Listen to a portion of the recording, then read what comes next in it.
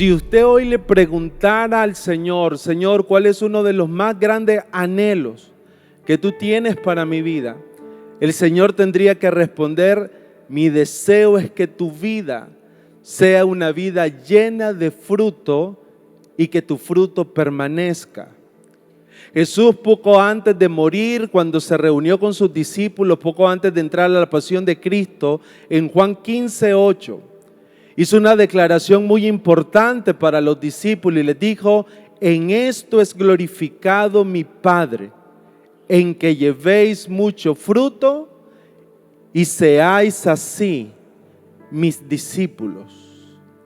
Jesús lo que le estaba diciendo a los discípulos era parte de lo que está en el corazón de Dios, parte del anhelo de Dios para cada uno de nosotros, poder experimentar una vida fructífera y cómo esa vida fructífera está vinculada a la condición que nosotros tenemos o al diseño que nosotros tenemos como discípulos.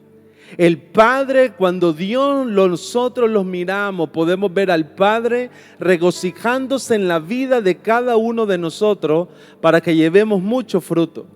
Como bien decía Jesús aquí en el capítulo 15 de Juan, hay todo un diseño de Dios, hay todo un consejo de Jesús para sus discípulos cuando les dice a ellos, permanezcan en mí, permitan que el Padre pueda podarlos, pueda prepararlos para poder manifestar una vida que establece un fruto. Cuando hablamos del fruto, hablamos del producto final, del resultado esperado.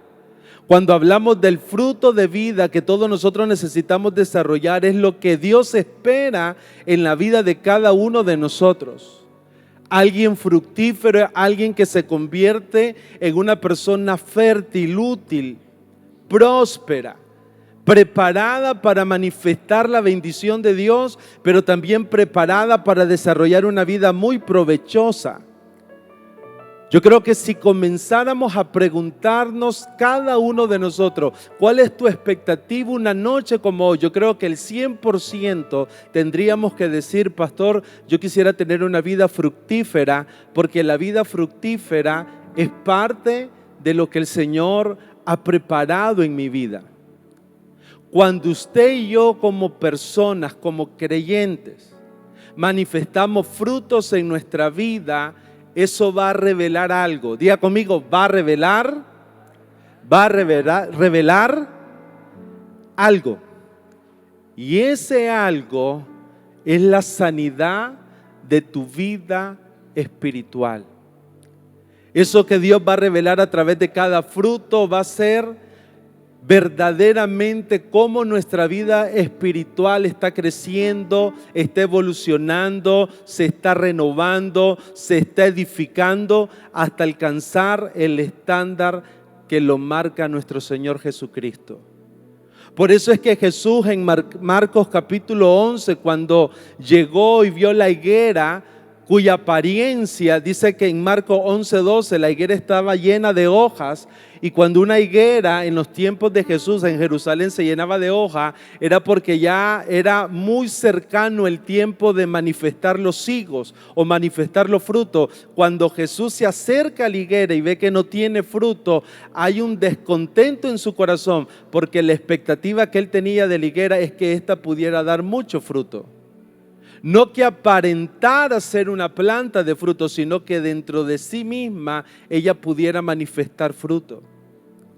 Ahora, cuando nosotros hablamos del fruto del Espíritu Santo, esta es una idea muy central que usted tiene que alojar y establecer en su corazón. Cuando nosotros hablamos, pastor, ¿a qué se refiere el fruto del Espíritu Santo? ¿Cuál es la expectativa que yo debo tener del fruto del Espíritu Santo? El fruto del Espíritu Santo tiene que ver con una sola cosa: el carácter de Cristo formado en usted y formado en mí.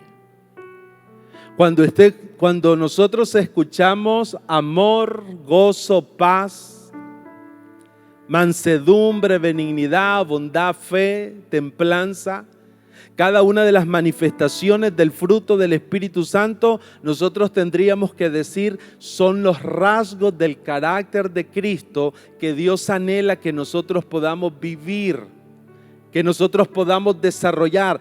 Va a ser la plataforma para que Dios pueda hacer todo lo que Él ha preparado para nosotros. La vida fructífera que hemos enseñado a lo largo de esta serie no tiene que ver con tener una mejor económica, no tiene que ver con obtener una bendición material, no tiene que ver con los elementos que nos puede dar el ámbito natural o terrenal. Tiene que ver con formar a Cristo dentro de nosotros. Por eso Pablo en Gálatas 4:19, mire lo que dice Gálatas 4:19. Es parte de toda la enseñanza de Pablo para la iglesia en Galacia. Dice: hijitos míos, por quienes vuelvo a sufrir dolores de parto, hasta que Cristo sea, diga conmigo, hasta que Cristo sea formado en mí. Pablo lo que estaba diciendo: voy a ser perseverante, voy a ser determinado, lo voy a volver a intentar. No importa lo que cueste. Algunos dicen que el dolor de parto es uno de los dolores más grandes que una persona, en este caso una dama, puede experimentar.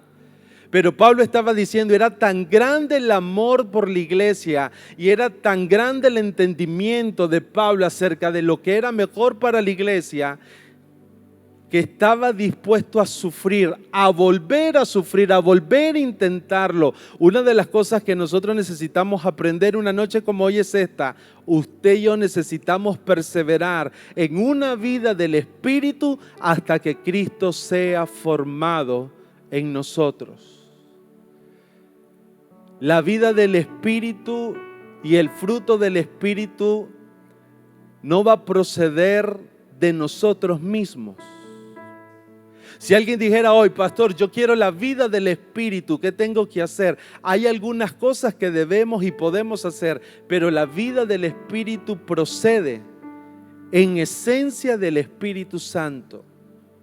No puede venir de nuestros recursos, no puede venir de nuestras capacidades, no puede venir de nuestro intelecto. La vida del Espíritu solamente puede venir de parte de Dios.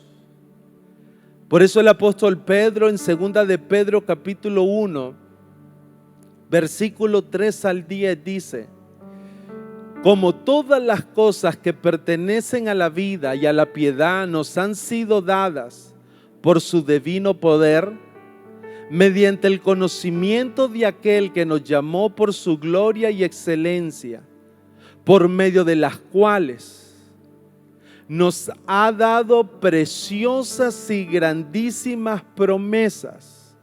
Mire qué palabra más grande la que está dando Pedro. Hay promesas, hay bendiciones que Dios ha preparado para nosotros. Las obtenemos mediante el conocimiento de Él, las obtenemos mediante una relación cercana con Él. Pero mire lo que va a decir ahora: para que por ellas lleguéis a ser participantes de la naturaleza divina. Lo que el apóstol está diciendo es: más allá de una vida enfocada en lo terrenal, más allá de una vida enfocada en lo que yo puedo hacer desde mi capacidad e intelecto, usted y yo necesitamos direccionar nuestra vida y enfocar nuestra vida desde una naturaleza divina, desde una naturaleza espiritual, desde la naturaleza que adquirimos cuando le entregamos nuestra vida al Señor y el Espíritu Santo viene a morar en nosotros y comenzamos una vida. La Escritura dice que el que se une al Señor, un espíritu es con Él. Y comenzamos a vivir una vida en armonía, en conexión, en intimidad, de tal manera que la vida del Espíritu se produce y el fruto del Espíritu se manifiesta. Entonces dice Pablo en Gálatas capítulo 5, versículo 16. Digo pues, está básicamente concluyendo su carta. Vamos a hablar un poco del contexto de lo que pasaba, pero Pablo está dando una conclusión, un principio esencial. Dice Pablo: digo pues, andad en el Espíritu y no satisfagáis los deseos de la carne, Porque el deseo de la carne es contra el espíritu y el del espíritu es contra la carne. Y estos se oponen entre sí para que no hagáis lo que queráis. Pablo le dice a la iglesia, necesitamos conducirnos. Esa palabra andar es conducirse, es la manera en que nos comportamos, es la manera en que nos procedemos en una vida que se desarrolla desde una dirección, una guía del Espíritu Santo. En ese contexto de Pablo, cuando él dice anden en el Espíritu, es la manera en que reaccionamos, es la manera en que nosotros tomamos decisiones, es la manera en que estamos conduciendo toda nuestra vida. Y lo que el apóstol Pablo estaba diciendo debe de ser bajo la dirección del Espíritu Santo. Andar en el Espíritu es ajustar nuestra vida al diseño de Dios.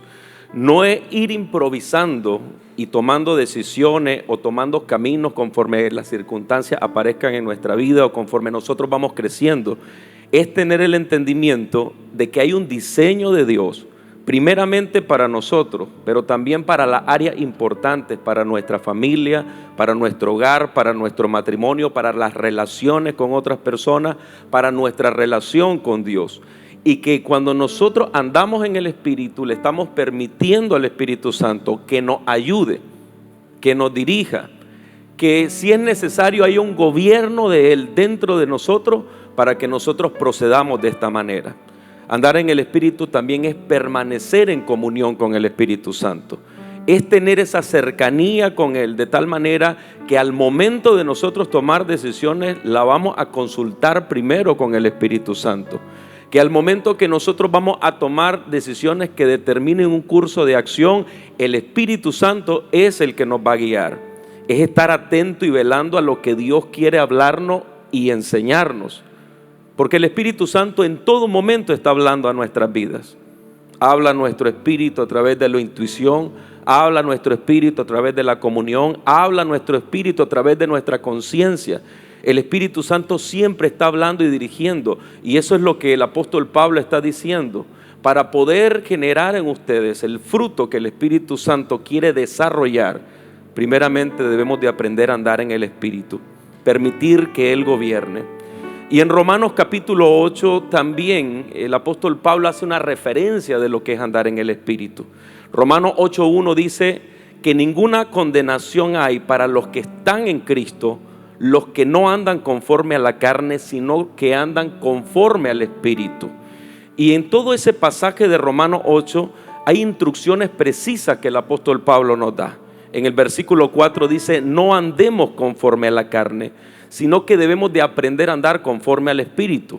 En el versículo 5 dice, porque los que son de la carne piensan en las cosas de la carne, pero los que son del Espíritu piensan en las cosas del Espíritu. Porque el ocuparse de la carne es muerte, pero el ocuparse del Espíritu es vida y es paz. Y en ese pasaje el apóstol nos está haciendo una referencia de lo que consiste andar en el Espíritu. Es primeramente estar en Cristo. Porque si nosotros no estamos en Cristo, no hay manera que nosotros podamos andar en el Espíritu. Es andar conforme el Espíritu Santo nos está guiando y nos está diciendo que debemos de comportarnos. Es pensar en las cosas del Espíritu. En lugar de ocupar nuestra mente para pensar en las cosas de la carne, estamos llenando nuestra mente, nuestro corazón, con la palabra del Señor y con lo que el Espíritu nos está hablando. Es ocuparnos en las cosas del Espíritu, dice Pablo en este pasaje de Romanos 8. Es que toda nuestra vida esté centrada en ocuparnos en aquello que va a hacer florecer el fruto del Espíritu dentro de nosotros. Y nosotros diariamente estamos tomando decisiones en donde permitimos que el Espíritu Santo sea quien nos dirige y nos gobierna, o estamos tomando el camino que nos va a llevar a que esas obras de la carne sean manifiestas dentro de nosotros. No hay manera en este contexto de lo que estamos hablando del fruto del Espíritu Santo que ese fruto sea producido si nosotros primeramente no hemos aprendido a andar en el Espíritu. Ahora, algo que aquí Pablo marca en Gálatas capítulo 5 y que necesitamos comprender un poco, porque va a resaltar la relevancia de por qué es tan importante una vida en el Espíritu. El contexto de la carta es un contexto donde Pablo está visionando un gran peligro para la iglesia. Está visionando un peligro donde la iglesia se podía apartar de un caminar en el Espíritu y terminar en un caminar en la carne, un caminar en los deseos de la carne. Gálatas capítulo 1, versículos 6 al 7, Pablo comienza las primeras palabras de esta carta diciendo: estoy maravillado de que tan pronto os hayáis alejado. Esa palabra maravillado quiere decir sorprendido, asombrado.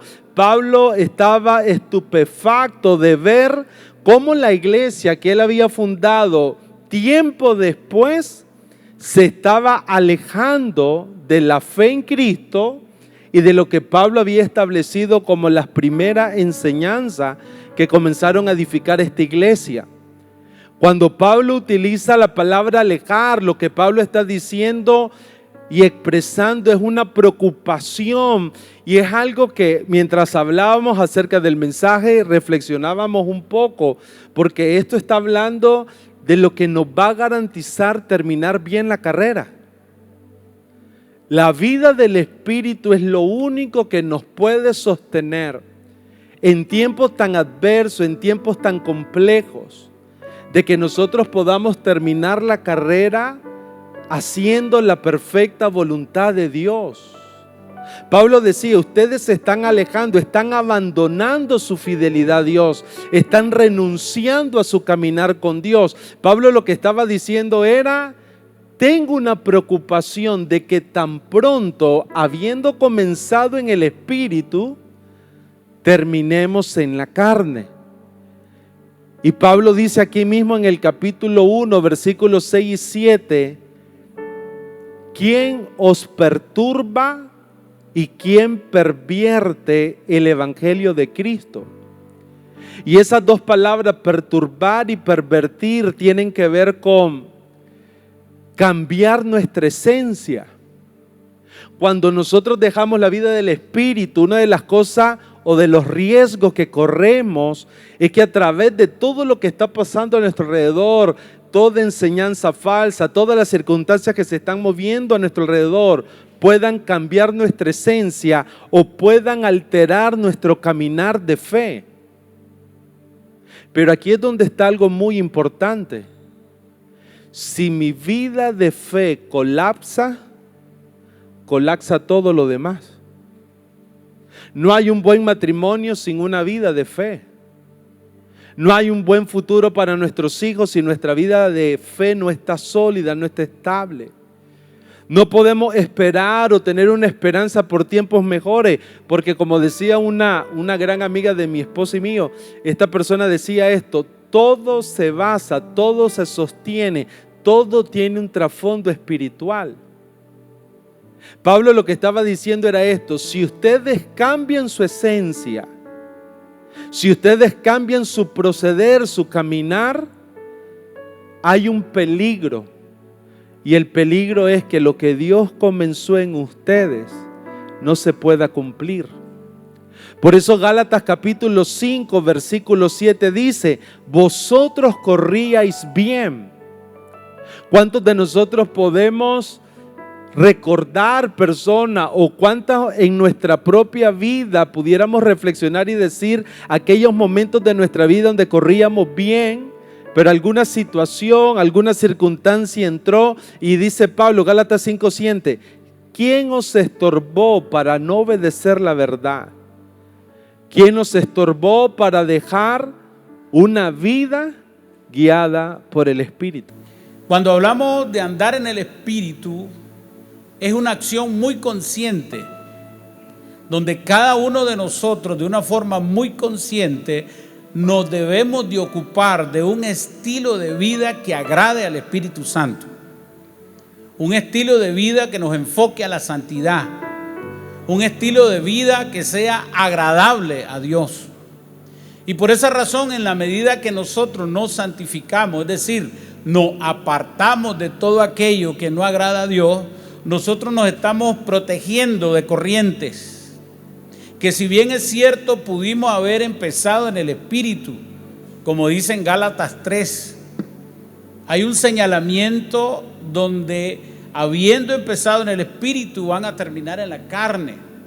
Y dice así: oh Gálatas insensato, ¿quién os fascinó para no obedecer a la verdad? A vosotros, ante cuyos ojos Jesucristo fue ya presentado claramente entre vosotros como crucificado. Esto solo quiero saber de vosotros: ¿recibiste el Espíritu Santo por la obra de la ley o por el oír con fe? Tan necios sois, habiendo comenzado por el Espíritu, ahora vayáis a acabar por la carne.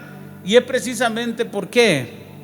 Porque fueron afectados en su sana doctrina. En un momento bajaron la guardia y empezaron a oír palabras agradables a sus oídos, pero que no eran fructíferas en cuanto al Espíritu. Por eso nosotros como hijos de Dios tenemos que definir muy bien la fuente de la que nos estamos alimentando. ¿De dónde estamos oyendo? ¿De dónde estamos recibiendo? ¿Es sana la doctrina? ¿Qué libros estoy leyendo? ¿Qué predicaciones aún estoy escuchando de gente que tal vez no conozco? Por eso hoy más que nunca el oído del cristiano tiene que ser muy selectivo en cuanto a lo que el Espíritu habla. Porque si el Espíritu no está hablando y yo le presto oído a algo, es muy posible que haya una infección y que en algún momento mi proceder futuro se vea afectado y no agrade al Señor. Por eso el modelo de ocuparme de las cosas del Espíritu es un modelo que me va a mantener en un lugar de sanidad. Yo le decía al pastor Armando, es imposible que alguien que no se congrega pueda tener una vida sana espiritualmente. Es imposible que alguien que no se congrega pueda sostenerte en una vida fructífera espiritualmente. Porque estos son ámbitos que nos conectan con mayor facilidad con la vida del Espíritu para reflexionar. Una reflexión profunda de dónde estoy, de qué estoy haciendo, qué corrientes me están visitando y cuáles son los pensamientos, si mis pensamientos agradan o no agradan al Señor. Si yo leo las obras de la carne, podría pasar por alto y entender que está hablando a aquellos que no conocen de Cristo, pero la verdad es que está hablándole a una iglesia y está hablando de resultados. Está diciendo, tienen que andar de esta forma, de lo contrario, sus resultados, el carácter va a producir algo. Y esto es importante porque el crecimiento entonces no está basado en el conocimiento, en la información, en los cargos, en los títulos, sino en el carácter a través del Espíritu Santo. Tengo que entender qué es lo que está en mí, que se vuelve una lucha, de lo cual me dice continuamente necesita andar. Y voy a referirme a la carta a los Romanos, donde Pablo hace una explicación de lo que es la lucha interna, en lo cual tiene que producir, si damos gobierno al Espíritu, un fruto. Dice ahora Romanos 7:21. Así que queriendo yo hacer el bien, hallo esta ley que el mal está en mí. Está hablando de él, del apóstol. Una cosa es recibir la nueva naturaleza, pero entender que en nosotros, nuestro cuerpo, aún siendo convertidos, tendrá una lucha. Porque, verso 22, porque según el hombre interior me deleito en la ley de Dios, pero veo otra ley en mis miembros que se revela contra la ley de mi mente. O sea, él razona y dice, pero hay algo adentro que está gimiendo. Dice que se revela contra la ley de mi mente y que me lleva cautivo a la ley del pecado que está en mis miembros. Miserable de mí, ¿quién me librará de este cuerpo de muerte? Entender entonces, y yo tengo una gráfica ahí basada en estos versículos, que es el significado de entender la batalla. Que somos una nueva creación, pero ahora hay un gobierno, un acceso que tenemos a que el Espíritu Santo nos guíe. Si esto no lo logramos en la batalla, conquistar en una vida donde ando conectado, tengo intimidad, tengo una relación con Dios, tengo un carácter, termino teniendo obras. Aunque sea hoy un creyente, termino teniendo resultados carnales. Por eso es la batalla que inicia estableciendo el verso 20, hay algo que en mí está. Yo quiero y tengo el deseo porque tengo ahora los ojos abiertos. Veo al Espíritu Santo y quiero, pero hay algo en mí que está luchando. Y ahora es el pecado que todavía está en mí. No tiene gobierno como antes. Esa es la diferencia entre un nuevo convertido, entre alguien que conoce al Señor. No teníamos antes cómo gobernarlo. Por eso el pastor Rubén decía, no es en nuestra fuerza ni por resultados propios. Ahora yo tengo al Espíritu Santo. Por eso lo que hay en mí yo tengo cómo gobernarlo. Romanos 6:11 dice que nosotros nos consideramos muertos al pecado. Pablo dijo, hay algo en mí que se mueve, pero también hay que entender esto. Yo estoy muerto porque no hay una voluntad mía, sino es la voluntad de Él. Ahora no puedo producir, entonces si estoy muerto, no puedo producir obras, sino produzco fruto. Verso 12, no reine. De esto se trata el poder entender lo que va a llevar a que demos fruto.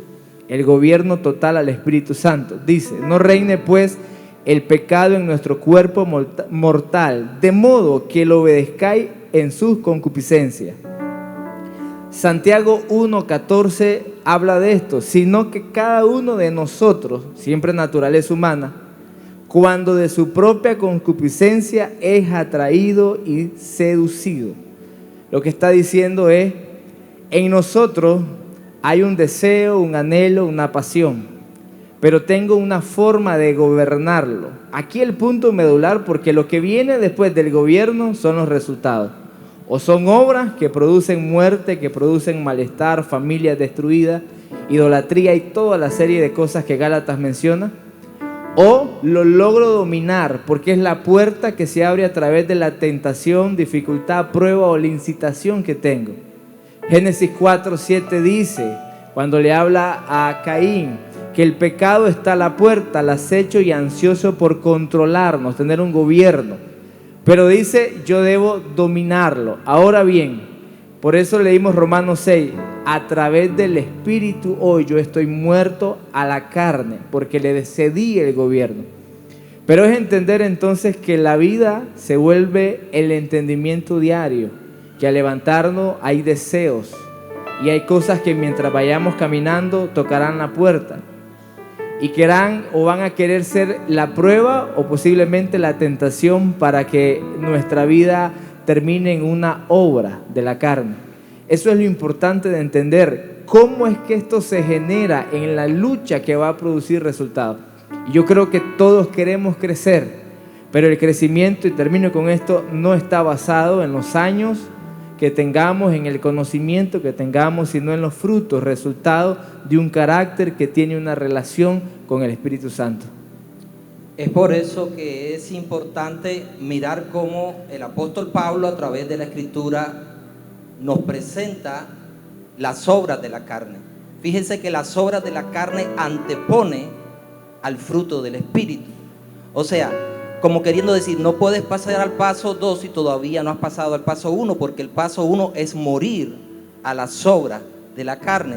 Y entonces cuando entendemos que hay unas obras que son de la carne y que son manifestadas, número 1, en el hombre natural, pero también en el creyente que es carnal, entonces nosotros necesitamos identificar cuáles son bien esas obras de la carne, porque entre tanto nosotros pudiéramos estar manifestando cualquier tipo de esas obras de la carne como creyente, no miraremos a plenitud la manifestación del fruto del Espíritu Santo en nosotros.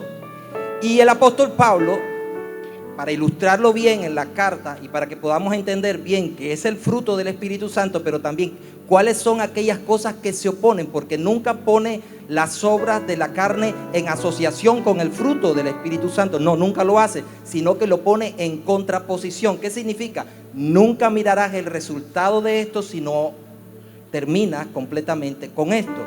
Y dice, y manifiestas son las obras de la carne. ¿Qué son? Enumera una lista. No quiere decir que aquí están todas, algunas. Y dice, adulterio, fornicación, inmundicia, laxivia, idolatría, hechicería, enemistades, pleitos, celos, ira, contienda, herejía. Quiero hacer una pausa aquí. Fíjense que hay cosas que son bastante pesadas, bastante profundas, como la idolatría, la hechicería.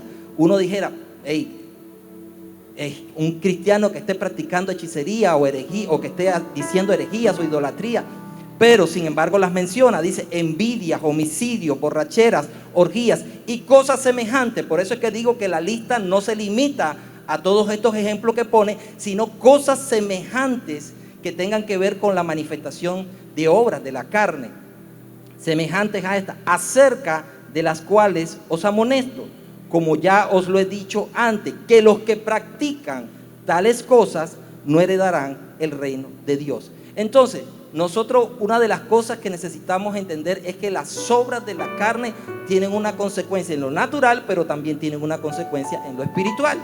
Lo natural, ¿cuál es? Bueno, la Escritura dice en Romanos que la paga del pecado es muerte. Por lo general, cada vez que comenzamos en un pecado, al final, pues lógicamente no solamente terminamos muertos espiritualmente, sino que también muchas veces muertos físicamente. Pero también dice que la paga del pecado, que las obras de la carne, una de las consecuencias es no heredarán el reino de los cielos. Pero también en Corintios habla de que aquellas personas que practican las obras de la carne son considerados como injustos. Le pongo un ejemplo. Primera de Corintios capítulo 6 versículo 9. Dice: ¿no sabéis que los injustos, quiénes son los injustos? Aquellos que no han sido justificados, aquellos que no han conocido a Cristo, aquellos que no han sido redimidos. Dice: ¿no sabéis que los injustos no heredarán el reino de Dios? O sea, lo mismo que el apóstol Pablo menciona en Gálatas. Aquellos que practican las obras de la carne no heredarán el reino de Dios. Y dice: no erréis, y menciona una lista. Y quiero usar la misma palabra que usó él, semejante, porque aquí agrega algunas otras cosas de la obra de la carne. Y dice: no erréis, ni los fornicarios, ni los idólatras, ni los adúlteros, ni los afeminados, ni los que se echan con varón, ni los ladrones, ni los avaros, ni los borrachos, ni los maldicientes, ni los estafadores heredarán el reino de Dios.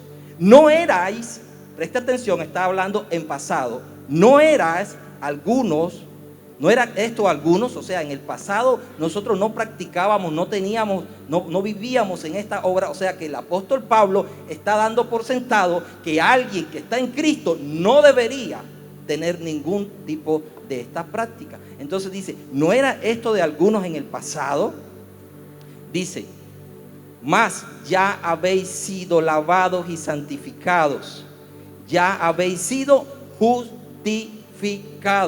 en el nombre del Señor Jesús y por el Espíritu de nuestro Dios. En otras palabras, para que el fruto del Espíritu se manifieste en mi vida a plenitud, que sea de una forma inintermitente, que sea de una forma progresiva, que sea de una forma continua, yo necesito morir a las obras de la carne.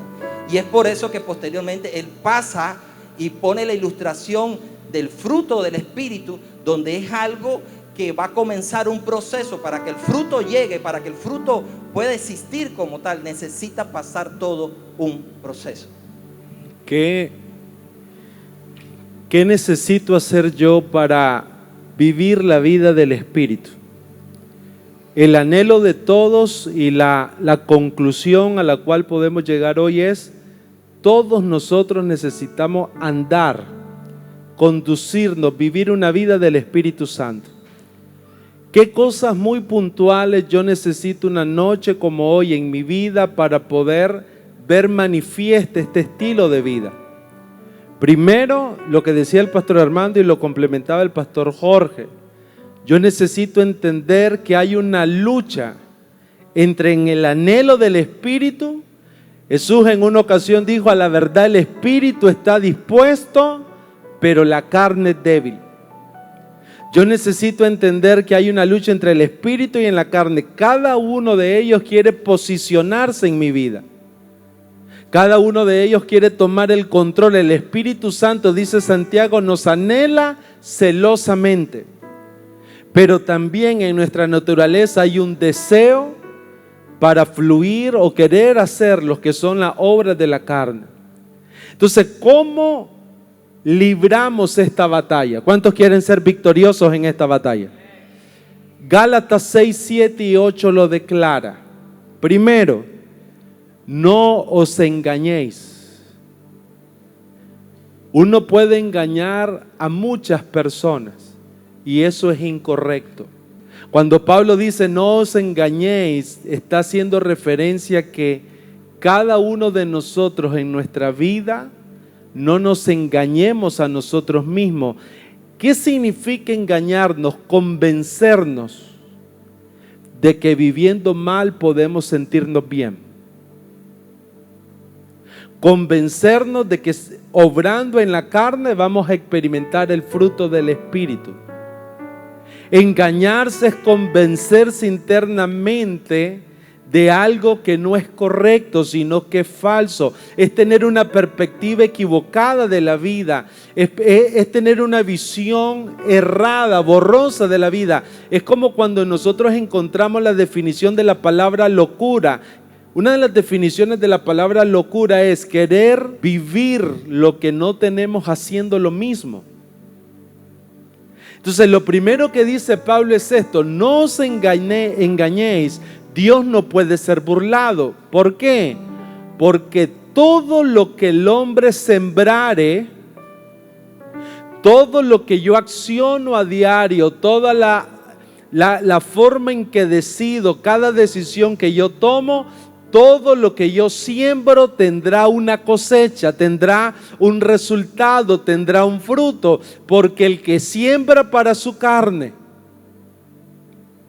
para sus deseos, para las concupiscencias, como decía el pastor Armando desde Santiago, para esos deseos internos, lo que decía Pablo, hay una lucha interna. Si esa lucha interna yo constantemente estoy operando sobre esos deseos de la carne, solo hay un resultado: corrupción. Y la palabra corrupción ahí significa una descomposición progresiva. Es como cuando usted ve un metal que poco a poco se va llenando de sarro hasta llegar al punto que cuando ya está completamente lleno de sarro, usted le da con una pared y literalmente se desborona. ¿Cuál es la decisión que nosotros necesitamos tomar hoy? ¿Hacia dónde me voy a sembrar? ¿Hacia dónde voy a dirigir las acciones de mi vida? El pastor Vladimir decía, si yo quiero ver la vida del Espíritu, es imposible no congregarme y tener una expectativa de la vida del Espíritu. Si yo quiero vivir una vida del Espíritu, el punto de partida de una vida del Espíritu es una relación con el Espíritu. ¿Qué cosas me contribuyen a una relación con el Espíritu? Desde una vida de oración, desde una vida de adoración. Lo que Pablo está diciendo en forma muy práctica es esto, hermanos. Yo no puedo esperar amor si siembro odio. Yo no puedo esperar paz si en mi vida estoy sembrando resentimiento y amargura. Si no logro perdonar. Yo no voy a lograr recibir respeto si mi actitud y mi comportamiento constante es una actitud de irrespeto o una actitud de deshonra. Yo no voy a poder experimentar paz en mi vida porque la esencia para una vida de paz requiere orden.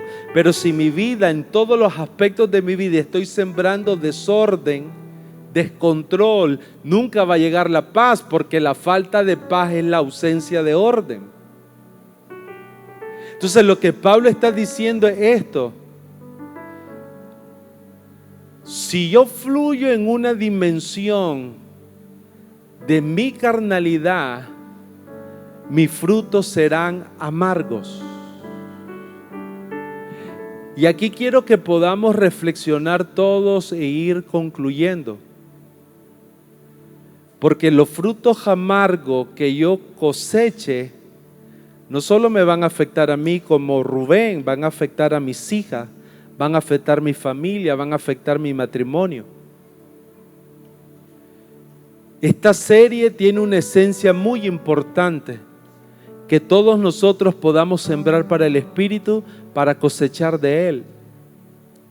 Por eso las preguntas prácticas de esta noche es: ¿qué estoy sembrando? ¿Qué estoy cultivando? ¿Hacia dónde me estoy dirigiendo? ¿Estoy absorbido por la circunstancia, ansioso, afanado, buscando a Dios por resolver las necesidades? ¿O estamos buscando a Dios porque queremos cultivar el fruto? ¿Qué cultivamos? Cultivamos una relación íntima con el Espíritu Santo. Segunda de Corintios 13:5, y con esto vamos a terminar, vamos a orar, porque quisiera esta noche dejarle una tarea en casa. ¿Cuántos quieren hacer tareas? Muy poquitos. ¿Cuántos quieren llevarse una tarea en casa? Segunda de Corintios 13:5. ¿Cuál es la acción desde la Escritura en Gálatas para una vida en el Espíritu que manifiesta el fruto? Sembrar en el Espíritu y no en la carne. Pero esta es la tarea para todos. Segunda de Corintios 13:5.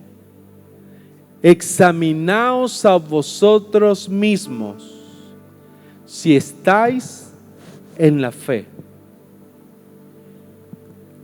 ¿Sabe qué sería retador y desafiante en esta noche para nosotros? Que nosotros pudiéramos hacer un alto de vida, pudiéramos hacer una pausa, buscar el corazón del Señor, buscar al Señor en su presencia y poder evaluar, poder examinar. No hacia afuera, porque las circunstancias afuera no tenemos control de ellas, no las podemos controlar, no las podemos dirigir. Pero examinar, esa palabra examinar es poder ver adentro y podernos hacer algunas preguntas importantes. ¿Dónde nosotros estamos parados todos los días de nuestra vida? A la hora que buscamos del Señor, a la hora que nos relacionamos unos con otros, ¿qué es lo que verdaderamente estamos sembrando? Porque de acuerdo a la semilla será el fruto. Yo no puedo sembrar una semilla de mango y esperar manzanas. Pero el reto para todos en esta noche es uno solo. ¿Por qué no examinarnos? ¿Por qué no pedirle al Espíritu Santo: Señor, escudriña mi corazón? David decía: examíname. Es una acción muy saludable para una vida espiritual sana. Examíname si no hay maldad o perversidad en mí, decía David. Examina, evalúa aún aquellos pecados que tal vez ni siquiera pudiera conocer. Eso no nos hace menos ni nos hace más. Pablo, el ejemplo que usaba el pastor Armando, Romanos 7, es Pablo revelando su lucha. ¿Cuántos de nosotros pudiéramos tener conciencia de nuestra lucha interna? Y por último le dejo esto. ¿Sabe qué me impresiona de esta serie? Que hoy mismo tu vida y mi vida puede cambiar. Solo es tomar la decisión de lo que vamos a sembrar. El cambio en nuestra calidad de vida, en la vida que nosotros... ¿Cuántos quieren la vida de Dios? No es un asunto que va a suceder dentro de una semana o el lunes. Todo el mundo comienza cosas nuevas el lunes. Lo que esta enseñanza nos revela es una sola cosa. Si usted hoy comienza a sembrar para el Espíritu, su cosecha está pronto de llegar. Por eso Pablo concluyó: no nos cansemos pues de hacer el bien, porque a su tiempo segaremos si no desmayamos. Amén. Y si usted lo cree, dele un fuerte aplauso al Señor.